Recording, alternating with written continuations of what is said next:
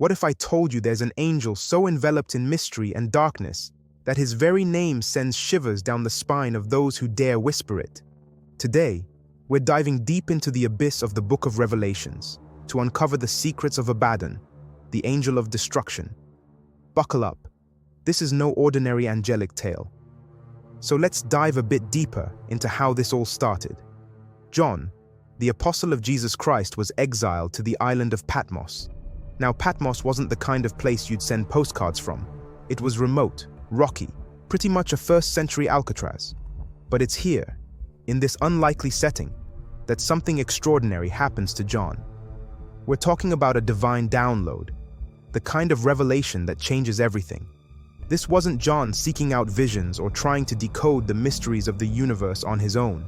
No, this revelation came to him unbidden, a cosmic chain of communication from God to an angel, and finally to John himself. This is where the Book of Revelations takes its roots. Now, let's talk about why this is so fascinating and, honestly, a bit mind-boggling.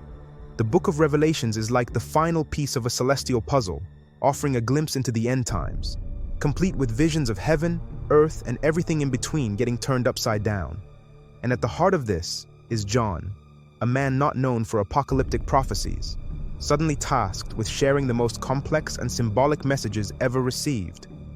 What's even more interesting is how this book fits into the New Testament. You've got the Gospels, telling the life and teachings of Jesus, the letters, offering guidance and encouragement to early Christians, and then bam! Revelation hits you with 7-headed dragons, seas of glass mixed with fire, and of course, our mysterious angel, Abaddon. Scholars and theologians have pored over Revelations for centuries, trying to unpack its symbols, decode its messages, and understand its implications for the past, present, and future. And here's the kicker. Despite its complexities and the debates it sparks, Revelations has a central message of hope. Amidst the visions of destruction and divine judgment, it assures us of God's ultimate victory over evil, a new creation where pain, sorrow, and death are no more. So, who exactly is this mysterious angel? It starts with the abyss. Now, when we hear abyss, most of us think of a bottomless pit, a dark void, or something equally ominous and mysterious. And in the Book of Revelations, it doesn't disappoint. This isn't just any dark corner of creation. It's like the maximum security prison of the spiritual realm, where things that are far from pleasant are kept locked away. Enter Abaddon, a character who's as fascinating as he is terrifying. Now, depending on who you ask or what text you're reading, Abaddon gets a pretty mixed rap. Is he an angel or a demon prince? According to John Wycliffe and the Lantern of Light text, Abaddon is a demon prince of hell and the embodiment of the deadly sin of sloth. But let's stick to what we know from the Book of Revelations for now, where Abaddon is the boss of the abyss. Here's where it gets interesting and a bit complicated. The name Abaddon itself is loaded with meaning. In Hebrew, it's all about destruction. Think about that for a second. This is someone or something whose very essence is tied to the idea of laying waste to what's around him. But it's not just random destruction. It's the kind that comes with divine judgment. Divine judgments plays a huge role in the Book of Revelations, and at the heart of these judgments are the seals, trumpets, and bowls, each set unfolding with escalating intensity. But it's when we get to the trumpets that things take a particularly dark turn. The 5th trumpet, in particular, marks a pivotal moment in this narrative. Here's where our friend, or foe, depending on how you see it, Abaddon comes into play. Revelations chapter 9 verses 1 to 11 gives us the lowdown on this. When the 5th trumpet sounds, John describes a star fallen from heaven to earth, and the angel who blew the trumpet given the key to the shaft of the abyss. He opens it, and out comes smoke that darkens the sun and air, followed by locusts that descend upon the earth. But these aren't your garden variety locusts.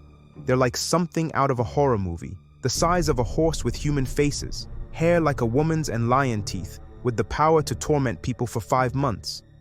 And the king over these locusts?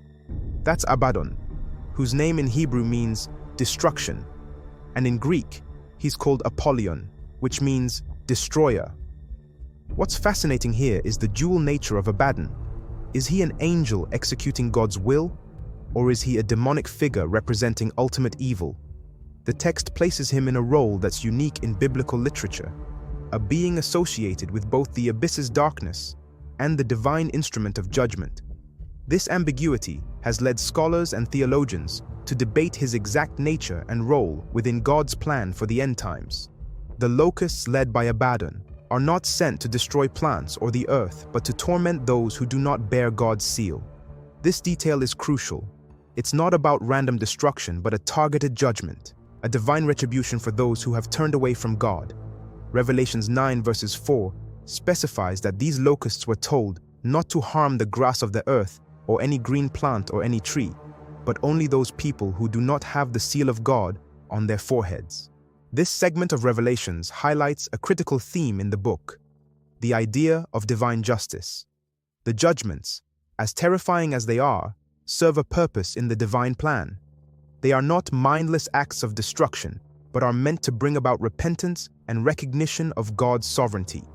The torment inflicted by the locusts under Abaddon's command underscores the seriousness of divine judgment and the urgency of aligning with God's will. Abaddon's role, commanding these locusts, places him at the center of this divine act of judgment. It's a reminder of the power and mystery of God's plan, even in its darkest moments. Whether viewed as an angel of the abyss or a demon prince, Abaddon embodies the complex interplay between justice, mercy, and the ultimate purpose of divine judgment. What makes Abaddon such a fascinating character is his ambiguous alignment and a lack of a clear physical description, which leaves much to the imagination. While some interpretations lean towards viewing Abaddon as a demonic entity, there's a compelling case to be made for seeing him as an angel of God, an instrument of divine will. His portrayal suggests that while his actions are terrifying, they are part of God's plan to bring about repentance and recognition of divine sovereignty. This interpretation aligns with the concept that even the most fearsome judgments in Revelations are under God's control. It underscores a fundamental belief that God's purposes, though sometimes unfathomable, are ultimately for the redemption of creation. This perspective positions Abaddon not merely as a bringer of destruction, but as a catalyst for the fulfillment of divine justice, marking him as a mysterious yet essential figure within the divine narrative. This complexity is what makes Abaddon arguably the most mysterious angel in the Bible. Revelations, at its heart, is both a book of warning and hope. It vividly depicts the consequences of turning away from God, yet it also promises salvation and a new creation for those who remain faithful. What do you think? Be sure to let us know your thoughts in the comments, and as always, please like, subscribe, and hit the notification icon for more content just like this. Until next time.